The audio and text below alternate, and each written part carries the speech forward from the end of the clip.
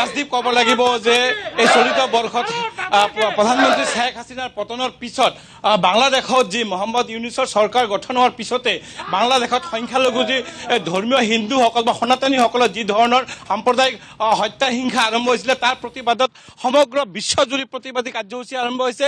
আজি দেখা গৈছে যে সমগ্ৰ ৰাজ্যতে যে লোক জাগৰণ মঞ্চ চিৰাং জিলা তেওঁলোকৰ আজি কাজল গাঁৱতে তেওঁলোকে প্ৰতিবাদী কাৰ্যসূচী তেওঁলোকে ৰূপায়ণ কৰিছে।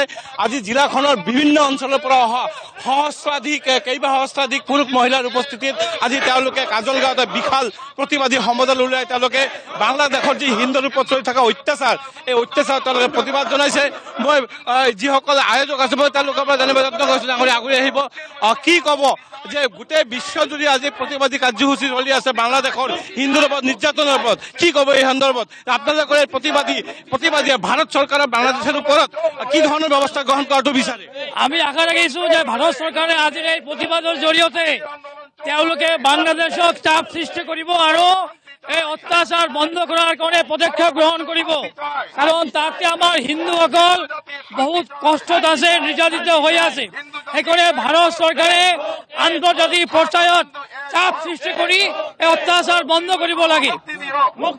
আপুনি কি ক'ব এই সন্দৰ্ভত? মই বাংলাদেশ চৰকাৰক এটাই আহ্বান জনাইছোঁ, তেওঁলোকে ভাৰতবৰ্ষৰ পৰা শিকক যে তেওঁলোকৰ মাইনৰিটি সংখ্যালঘু মানুহবিলাকক আমি কিমান সুৰক্ষাৰে মৰমেৰে তেওঁলোকক ইয়াত সুৰক্ষা দি তেওঁলোকক মানৱ হিচাপে সন্মান যাচিছোঁ।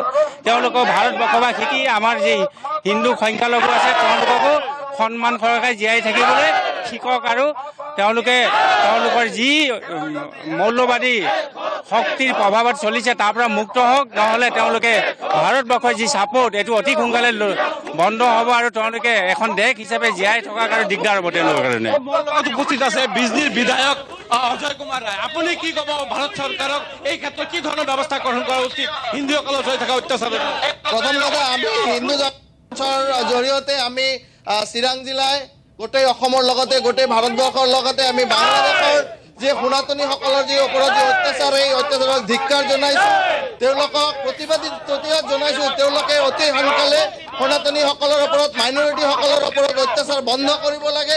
বাংলাদেশৰ মাইনৰিটিসকলৰ ওপৰত যি অত্যাচাৰ সেই অত্যাচাৰ যদি চলি থাকে তেতিয়াহ'লে কিন্তু ভাৰতবৰ্ষ বহি নাথাকে। তাৰ কাৰণে আমি গণতান্ত্ৰিক ভাষাৰে আন্দোলন কৰি আছোঁ আৰু সেই আন্দোলন আমি গণতান্ত্ৰিক দেশৰ নাগৰিক হিচাপে কৰি আছোঁ। আৰু বাংলাদেশত যিসকলে গণতন্ত্ৰক বিশ্বাস কৰিবলৈ আন্দোলন কৰিছিলে, চিন্ময় প্ৰভুক তেওঁক সোনকালে মুক্তি দিব লাগে। তেওঁৰ লগত 5জন সন্যাসী তেওঁলোকক গ্ৰেপ্তাৰ কৰা হৈছে, তেওঁলোকক অতি সোনকালে মুক্তি দিব লাগে।